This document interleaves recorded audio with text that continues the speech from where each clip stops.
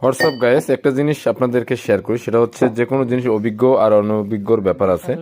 তো আপনারা যখন অনভিজ্ঞ লোক দিয়ে কাজ করবেন তখন ঠিক আমার মতো দুর্ঘটনা হবে, যেটা আমার বেলা হয়েছে। সেটা হলো আমার এই ব্যারেল দুটো আগেরটা আমার সমস্যা ছিল, পরে আমি চেঞ্জ করলাম।